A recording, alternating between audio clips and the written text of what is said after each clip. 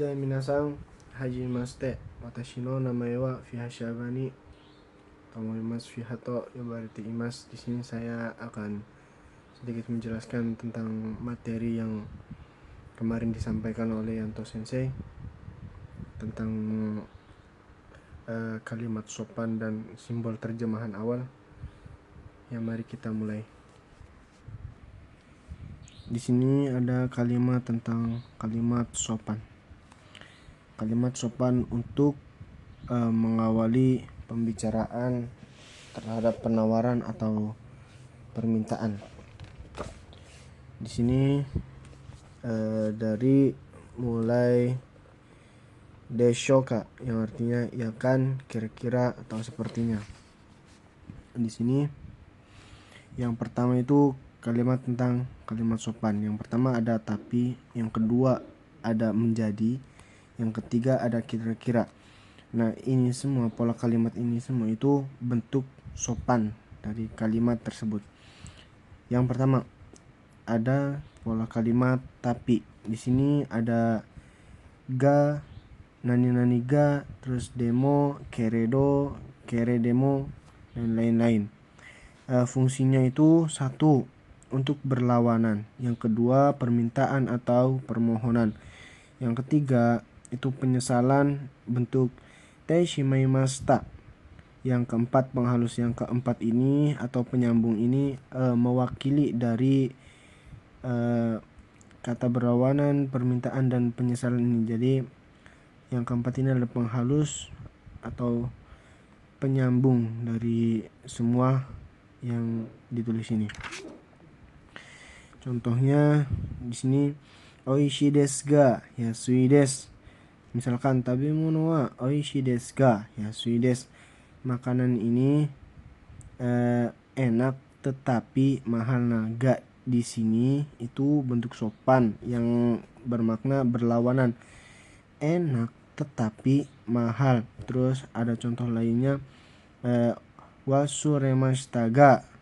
Ga ini untuk penghalus dari bentuk penyesalan wasuremashita yang artinya telah menghilangkan. Jadi partikel di akhir ini, partikel ga ini untuk penghalus. Contoh laginya kayak sumimasen ga dan lain-lain. Itu bentuk sopan atau bentuk halus dari nani ga. Lanjut, yang kedua itu ada pola menjadi. Yang nani narimas itu menyopankan atau menghargai lawan bicara.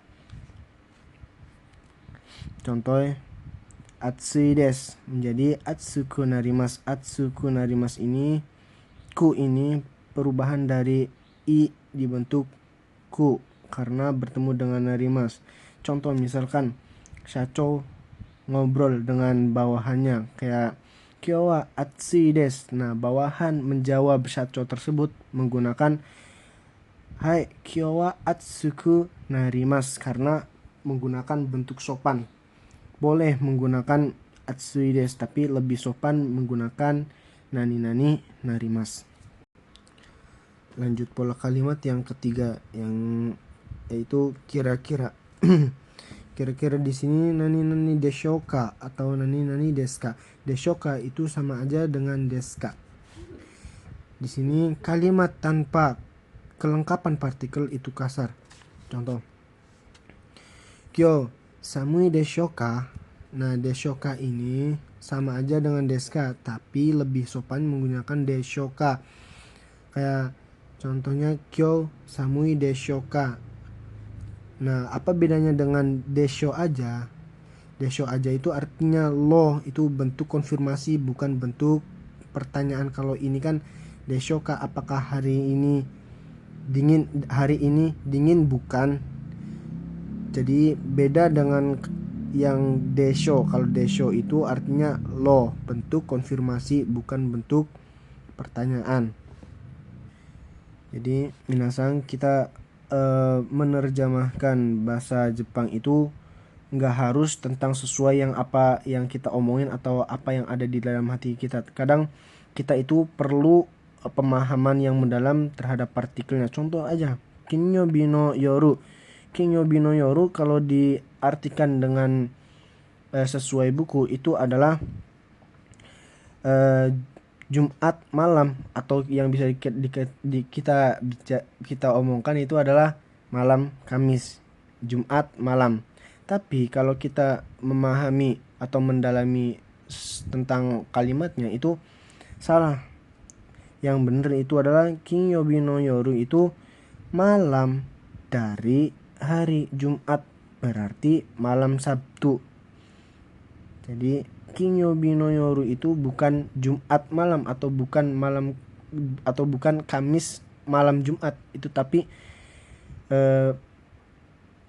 malam dari hari Jumat yang yaitu malam Sabtu. Lanjut pembahasan yang ke-8 yang yokattara, yang artinya kalau berkenan, mau, boleh atau diizinkan atau suka.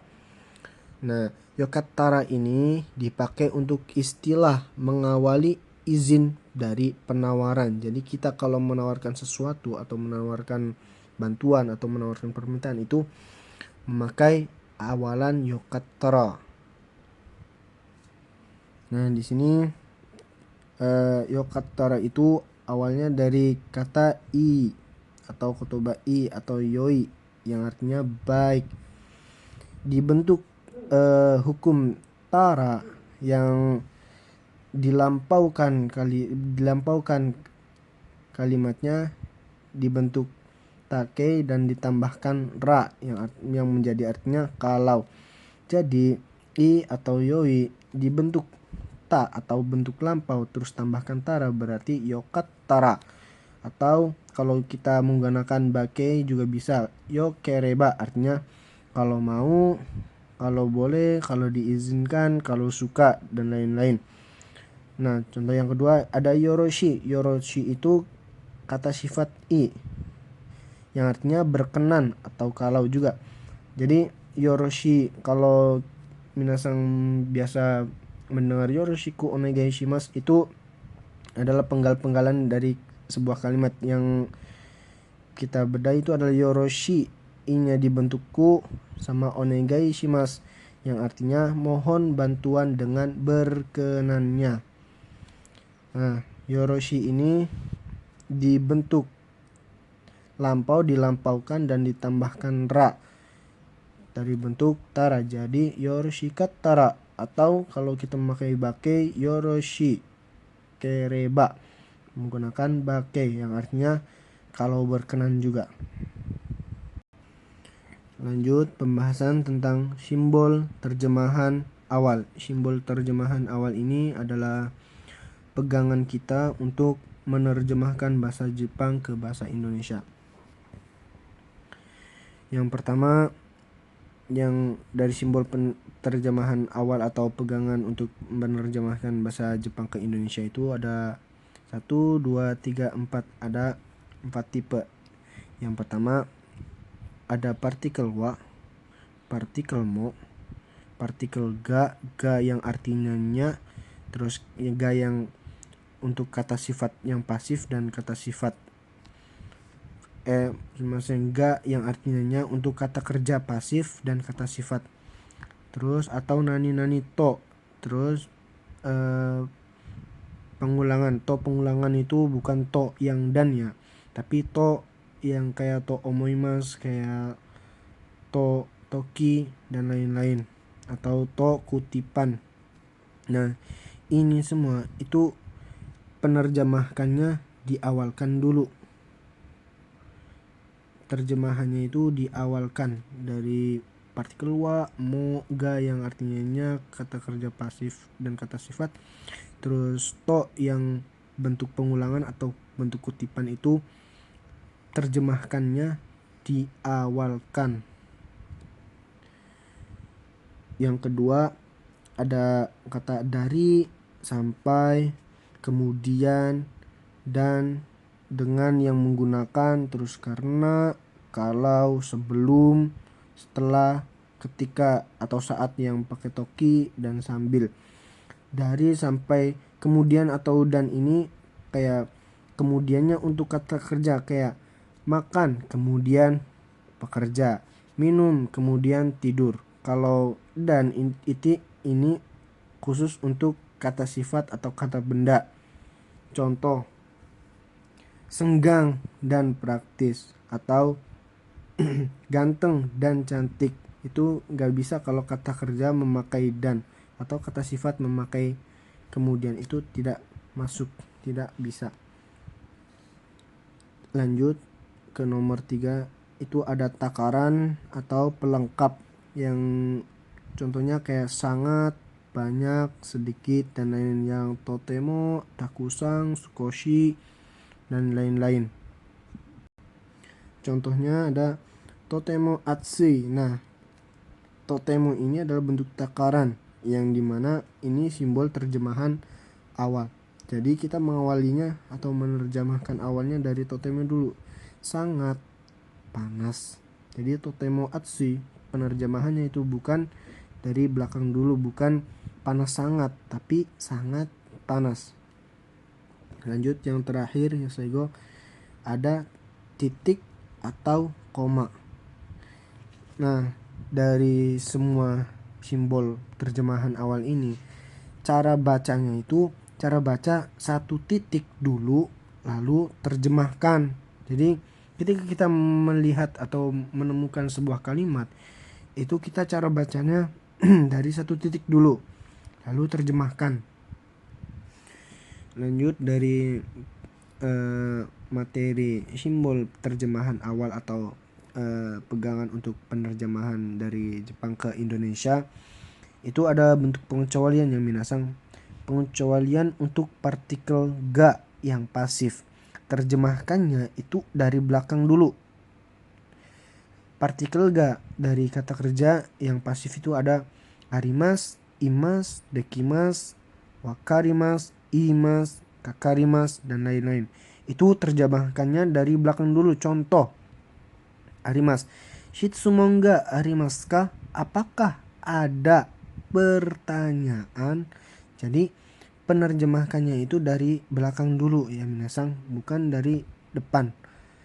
Karena arimas ini kata kerja bentuk pasif. Lanjut untuk kata sifatnya. Kata sifat yang pasif ada suki, kirai, jouzu, heta, hoshi, nani nintai, nani nani nai, dan ga i yang artinya kalau, yang to, tara, nara, dan lain-lain. Itu terjemahkannya dari belakang dulu. Contoh, kuruma ga takai des. Nah, takai ini bukan kata sifat dari golongan kata kerja ya, kata sifat yang pasif. Jadi penerjemahkannya itu dari awal dulu ya minasang, kayak mobilnya mahal. Jadi dari awal dulu, dari sebelum partikel ga dulu penerjemahkannya. Tadi shitsumon ga arimas. Arimas ini karena kata kerja bentuk pasif, jadi terjemahkannya dari belakang dulu. Kalau ini takai des. Karena takai ini bukan bentuk pasif, jadi penerjemahkannya dari awal dulu, dari kata sebelum ga dulu atau bukan sesudah ga. Jadi mobilnya mahal. Nah, contoh yang keduanya ada kuruma ga suki des. Ini terjemahkannya baru dari belakang dulu. Karena setelah ga ini adalah kata sifat pasif, yang dimana kalau partikel ga pasif itu terjemahkan dari belakang dulu. Karena suki ini dari kata sifat yang pasif, jadi kita terjemahkan dari belakang dulu. Jadi kuruma ga suki des. Jadi suka mobil. Kalau tadi kuruma ga takai des, mobilnya mahal. Jadi kita terjemahkannya dari awal dulu ya, dari satunya di awal baru takanya kedua. Nah, kalau ini kuruma ga suki des, karena suki ini bentuk kata sifat yang pasif, jadi kita terjemahkan dari belakang dulu. Jadi suka mobil, sukinya ini menjadi penerjemahan awal, kurumanya menjadi posisi kedua. Nah, contoh untuk partikel o dan ga. Kalau kata kerjanya aktif atau pasif, itu kalau aktif menggunakan partikel o. ya diingat kalau pasif menggunakan partikelnya ga. Ini sama-sama denki ga tsukemasu atau denki ga tsukemasu. Itu menggunakan antara partikel o dan ga. Saya ulangi, di sini adalah denki o tsukemasu dan denki ga tsukemasu. Jadi yang aktif itu menggunakan partikelnya o dan penerjemahkannya itu dari belakang atau dari depan dulu.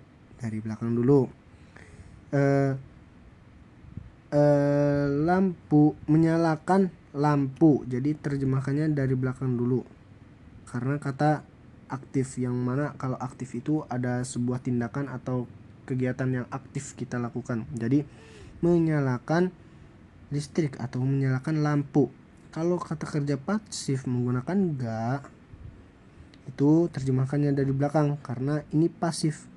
Jadi denki ga tsukimasu, lampunya akan menyala. Jadi ini itu bentuk kata kerja pasif. Lanjut, di sini menjelaskan tentang kata kerja aktif. Di sini ada semua vokal e ditambah mas itu pasti kata kerja aktif. Saya ulangi, semua vokal e ditambah mas itu pasti kata kerja aktif. Contoh tsukemas itu kata kerja aktif. Nah, kalau e-nya tidak berlawanan dengan shi itu pasif. Kayak ini, tsukemas dan tsukimas. Vokal sebelum masnya ini i, karena ini khusus, jadi beda. Yang kedua, vokal sebelum mas e yang berlawanan dengan shi itu kebalikannya. Kalau vokal e-nya ada lawan dari shi itu pasti kebalikan. Contoh yogoremas, yogoremas sebelum mas ini vokal e jadi pasif. Kalau tadi e-nya tidak ada perlawanan dari shi. Yang di sini ada contoh ke dan i. Jadi yang vokal sebelum e-nya ini menjadi aktif. Kalau ada berlawanan dengan shi, maka vokal sebelum masnya menjadi pasif. Yogoremas dan yogoshimas.